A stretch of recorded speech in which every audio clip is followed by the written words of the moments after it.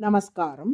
1000 நாமங்கள் 1000 கதைகள் 425வது திருநாமம் விஸ்ராமாய நமக. ஓர் ஊரிலே ஒரு பிச்சைக்காரர் இருந்தார். அவர் என்னிடம் காசு இல்லை, என்னிடம் பணம் இல்லை, என்னிடம் சொத்து இல்லை என்று புலம்பிக் கொண்டே யாசகம் கேட்டு கொண்டிருந்தார். அவருக்கு சொந்தமாக 100 சதுர அடிக்கு சிறிய நிலம் மட்டுமே இருந்தது. அதை தவிர தங்குவதற்கு வீடு கூட இல்லை. ஐயோ, இறைவன் என்னை இப்படி ஏழையாக படைத்து விட்டானே என்று தினந்தோறும் புலம்புவாராம். ஆனால் அந்த பிச்சைக்காரருக்கு ஒரு விஷயம் தெரியாது. அவருக்கு சொந்தமாக 100 சதுர அடி நிலம் இருக்கிறதே, அதற்கு கீழே மிகப்பெரிய தங்க சுரங்கமே உள்ளது. அதில் உள்ள அத்தனை தங்கமும் இவருக்குத்தான் சொந்தம். ஆனால் மண்ணால் தங்க சுரங்கம் மூடப்பட்டிருப்பதாலே தான் அமர்ந்திருக்கும் இடம் தங்க சுரங்கம் என்றே அறியாமல் அவர் பிச்சை எடுத்து கொண்டிருந்தார். விஷ்ணு சகஸ்ர நாம விளக்கத்தில் எதற்காக இந்த பிச்சைக்காரர் கதை? இது வெறும் பிச்சைக்காரர் கதை இல்லை, இது சாந்தோக்கிய உபனிஷத்தில் வரும் கதை. அந்த பிச்சைக்காரர் தான் ஜீவாத்மாக்களாகிய நாம். ஆனந்தம் தான் நமக்குரிய செல்வம். அந்த பிச்சைக்காரர் காசு இல்லை என்று புலம்பியது போல் நாமும் நமக்கு வாழ்வில் ஆனந்தமே இல்லையே, துன்பப்படுகிறோமே என்று புலம்பிக் கொண்டே இருக்கிறோம். அந்த பிச்சைக்காரர் தங்க சுரங்கத்தின் மேலே அமர்ந்திருந்தார் அல்லவா? அதுபோலத்தான் ஆனந்தத்தின் சுரங்கமான திருமாலே நமக்குள் எழுந்தருளியிருக்கிறார். சுரங்கம் மண்ணால் மூடப்பட்டிருப்பதால் பிச்சைக்காரருக்கு அது தங்க சுரங்கம் என்று தெரியவில்லை.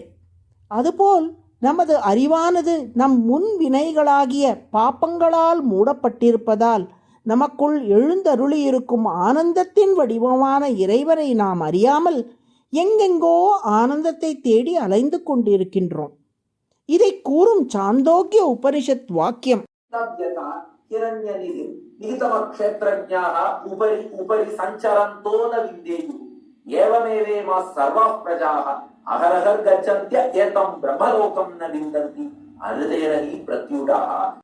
நமக்குள் இறைவன் இருக்கிறான் என்று உபனிஷத் சொல்லுகிறது.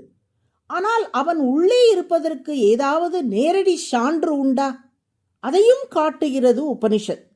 தினமும் காலை தூங்கி எழும்போது நான் இப்போது புத்துணர்ச்சி பெற்றேன் என்று மனிதர்கள் சொல்கிறார்களே, அந்த புத்துணர்ச்சி எங்கிருந்து வருகிறது? தூங்குபவரால் எதையாவது சாதிக்க முடியுமா? எதையாவது சம்பாதிக்க முடியுமா? உறங்கியவரால் புத்துணர்ச்சியை எவ்வாறு சம்பாதிக்க முடிந்தது? உறக்க நிலையில் ஜீவாத்மா பரமாத்மாவோடு தற்காலிகமாக இணைந்து இருக்கிறார். அந்த பரமாத்மா ஜீவாத்மாவை ஆசையுடன் தழுவிக்கொண்டு ஓர் இளைப்பாறும் இடமாக இருந்து ஜீவாத்மாவின் களைப்பை போக்கி புத்துணர்ச்சி கொடுக்கிறார். அதன் விளைவாகத்தான் மறுநாள் காலை எழும்போது புத்துணர்ச்சி பெற்றவனாக ஜீவாத்மா தன்னை உணர்கிறான். எனவே காலையில் நாம் எழும்போது உணரும் புத்துணர்ச்சியே உள்ளே இறைவன் இருக்கிறான் என்பதற்கு சான்று என்கிறது உபனிஷத். உறக்க நிலையில் மட்டும் இல்லை, கலியுகம் முற்றிய நிலையில் அதர்மம் ஓங்கி அறநெறி தாழ்ந்து உலகில் வாழும் மக்கள் எல்லாம் தவித்துக் கொண்டிருக்கும் நிலையில் கல்கியாக திருமால் அவதாரம் செய்து அந்த தீய சக்திகளில் இருந்தும் அதர்மத்தில் இருந்தும் மக்களை காத்து அவர்களுக்கு சிறந்த இளைப்பாறும் இடமாக திகழ்வார்.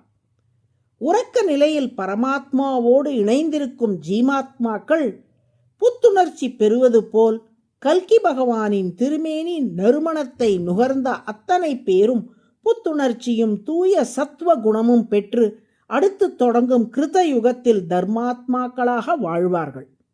இவ்வாறு கலியின் கொடுமையால் துன்புறுவோருக்கெல்லாம் இளைப்பாறும் இடமாக கல்கி பகவான் இருப்பதால் அவர் விஸ்ராமக என்று அழைக்கப்படுகிறார். விஸ்ராமக என்றால் இளைப்பாறும் இடம் என்று பொருள். அதுவே சகஸ்ரநாமத்தின் 425வது திருநாமம். விஸ்ராமாய நமக என்று தினமும் சொல்லி வரும் அன்பர்களின் களைப்பை திருமால் போக்கி புத்துணர்ச்சி தந்து அருளுவார்.